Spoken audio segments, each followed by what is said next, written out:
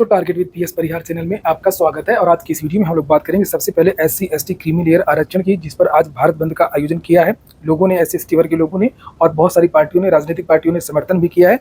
उसके बाद हम लोग बात करेंगे 69,000 शिक्षक भर्ती की, और लास्ट में हम लोग बात करेंगे नई प्राथमिक शिक्षक भर्ती जो आज के सुबह के समाचार पत्र में जिसके बारे में जानकारी दी गई।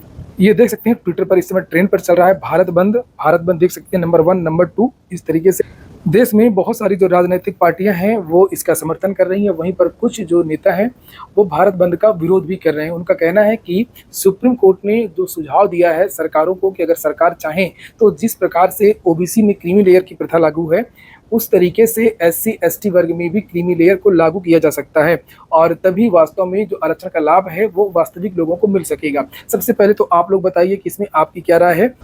वहीं पर क्या जो नेता है इसमें दो फाड़ हो गए हैं, दो तरीके के नेता हैं अनुसूचित जाति में ही। कुछ नेता ऐसे हैं, कुछ लीडर जिनका ये मानना है कि इसमें भी क्रीमी लेयर लागू होना चाहिए। यहाँ पर आप सुन सकते हैं किशोरी लाल मीणा, ये बीजेपी के नेता हैं। और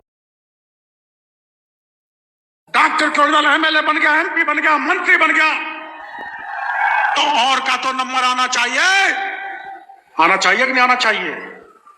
क्रीमी लेयर, आप ये बहन बेटी बैठी है, दूध को पकाती है, जब ऊपर क्रीम आ जाती है, क्रीम जिसको हमारे उधर थर कहते हैं, थर, जो आरक्षण का फायदा उठाकर जो थर को खा रहे हैं, थर को, मलाई को।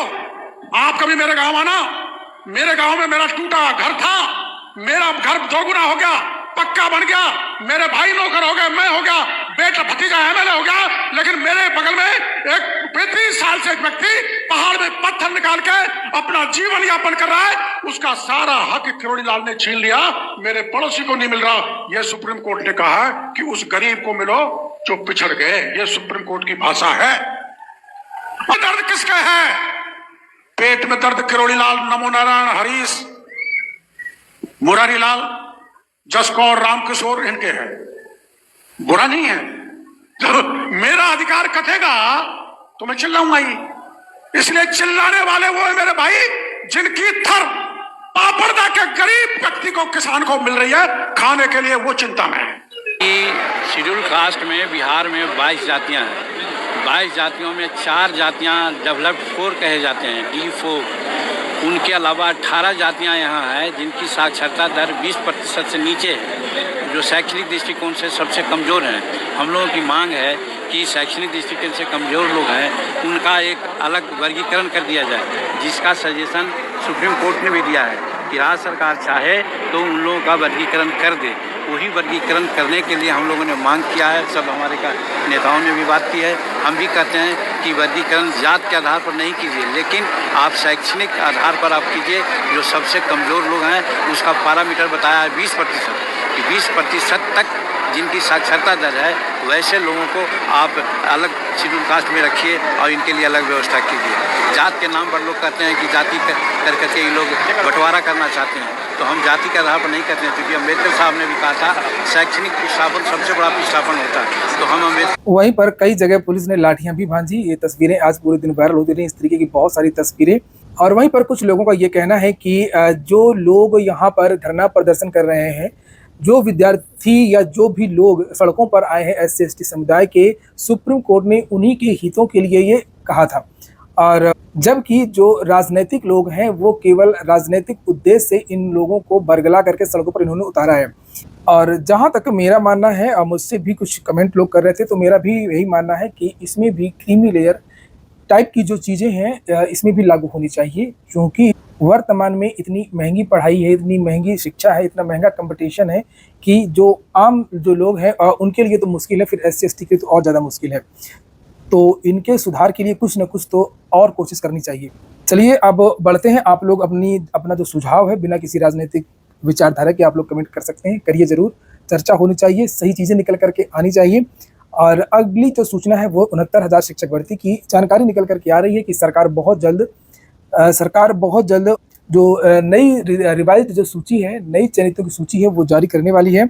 बहुत सारे टीवी चैनल हैं, उस पर न्यूज़ भी आ रही है। यहाँ पर लिखा है समान वर्ग के समायोजन के लिए फार्मूले पर विचार। और अभी एक बड़ी खबर आ रही है, यूपी में 69,000 शिक्षक भर्ती मामले पर बहुत बड़ी खबर है। 24 घंटे में सामने आएगा शिक्षक भर्ती में समाधान का फॉर्मूला। बेसिक शिक्षा विभाग ने दी आंदोलनकारी छात्रों को जानकारी। सही ओवरलैपिंग से ओबीसी अभ्यर्थियों को मिलेगा आरक्षण का लाभ और इस फॉर्मूले के तहत ओबीसी का 27% कोटा भरा जाएगा। और ये पूरा फॉर्मूला क्या रहने वाला है आपको विस्तार से समझाएंगे मेरे सहयोगी अभिषेक उपाध्याय न्यूज रूम से हमारे साथ मौजूद हैं। अभिषेक, देखिए, सबसे अहम बात यह है अखिलेश की सरकार की कोशिश ये है कि जल्दी से जल्दी इसको लाया जाए, क्योंकि आंदोलनकारी छात्र लगातार आंदोलन कर रहे हैं। फॉर्मूला सीधा सा है कि जो ओवरलैपिंग है, ओवरलैपिंग का मतलब ये है कि जो अनारक्षित कैटेगरी है उस श्रेणी में जो ओबीसी तबके के जो भी क्वालिफाई हुए हैं उम्मीदवार, उनको अनारक्षित का ही समझा जाएगा। और जितने जो है 24 घंटे का समय लिखा है, मीडिया के हवाले से जानकारी मिल रही है कि 24 घंटे के अंदर जो है जो फार्मूला है वो सामने आ जाएगा। समायोजन की बात की जा रही है, किस तरीके से समायोजन होगा इसके बारे में कोई जानकारी अभी तक नहीं दी गई है, तो देखते हैं। और अब हम बात करेंगे नई प्राथमिक शिक्षक भर्ती की। तो यह सुबह का आज का न्यूज़पेपर है जिसमें लिखा था परिषदीय स्कूलों में होगी 85,000 शिक्षकों की भर्ती। 85,000 तो वही डाटा है, इन्होंने काल्पनिक तरीके से लिख दिया है। और चूँकि सुबह की वीडियो में समाचार पत्र की कटिंग होती है इसलिए मैंने इसके बारे में आपको जानकारी दी थी। लेकिन कुछ पदों पर भर्ती जरूर आएगी, लेकिन ये भर्ती तब आएगी जब ये 69,000 शिक्षक भर्ती का जो मामला है वो पूरी तरीके से समाप्त हो जाएगा। और यहाँ पर भी आप जिसमें पढ़ेंगे ना, तो इसमें ऐसा कहीं कुछ लिखा नहीं है कि किसी भी अधिकारी के हवाले से कोई जानकारी दी गई है। यहाँ पर देखिए, बस केवल ये लिखा है कि राज्य के परिषदीय स्कूलों में नई शिक्षक भर्ती के इंतजार कर रहे लाखों युवाओं के लिए जल्द अच्छी खबर आने वाली है। 69,000 बेसिक शिक्षक भर्ती। हाईकोर्ट के फैसले पर मुख्यमंत्री के आदेश ने 85,000 से अधिक खाली पड़े पदों पर भी नियुक्ति का रास्ता साफ कर दिया। 4 साल से टीटी पर तो बस रास्ता साफ कर दिया है। इस तरीके की बातें यहाँ पर लिखी हैं। यहाँ पर यह नहीं लिखा है कि मुख्यमंत्री ने बयान दिया है या किसी जिम्मेदार अधिकारी ने बयान दिया है, ये चीज़ें नहीं है। तो जब तक ये चीज़ें ना आए, या किसी अधिकारी की तरफ से या आयोग की तरफ से या मुख्यमंत्री जी की तरफ से या उप मुख्यमंत्री जी की तरफ से, किसी की तरफ से भी जब तक जानकारी भर्ती के बारे में ना आए, तब तक ये नहीं कहा जा सकता है कि कितने पदों पर और भर्ती कब आ रही है। तो अभी विद्यार्थी इनका मामला हो जाए, उसके बाद में आप लोग दबाव बनाइए, और दबाव बनाएंगे तो निश्चित तौर पर भर्ती आएगी। और सरकार वास्तव में काफ़ी दबाव में है, ये बात निकल करके आई है। भर्तियों को लेकर के, रोजगार को लेकर के मैं बहुत सारे लोगों से मिलता हूँ, और ऐसे लोगों से मिलता हूँ जिनका शिक्षा से कोई लेना देना नहीं होता है। चर्चाएं उनके पास भी पहुँच गई हैं। जो सामान्य दुकानदार हैं या किसान हैं, उस तरीके के लोग, व्यापारी हैं, उनके बीच में अगर आप बैठिए तो वो लोग भी बोलते हैं कि भाई साहब, ये भर्तियों को लेकर के आजकल क्या हो रहा है, सरकार भर्तियाँ क्यों नहीं निकाल रही है। बात वहाँ तक पहुँच गई है। और चीज़ें अभी भी ज्यों की त्यों ही है। चाहे आप LT वाला मामला देख लीजिए, अभी तक समकक्ष अर्हता वाला मामला वैसे पड़ा हुआ है। शिक्षा सेवा चयन आयोग में अभी भी चेयरमैन आज की डेट में नहीं आए हैं, और नई शिक्षक भर्ती के बारे में कोई बयान अभी तक ऑफिशियल जानकारी नहीं दी गई है। और ऊपर से आपका ये एक और मामला है, ये भी अभी तक उन्होंने क्लियर नहीं किया है। तो ठीक है दोस्तों, फिलहाल ये हो गया आज का वीडियो आपको अच्छा लगा हो, एक काम का तो लाइक अवश्य कर दें। जिन छात्रों ने चैनल को सब्सक्राइब न किया हो, सब्सक्राइब कर लें। पूरा वीडियो सुनने के लिए बहुत बहुत धन्यवाद।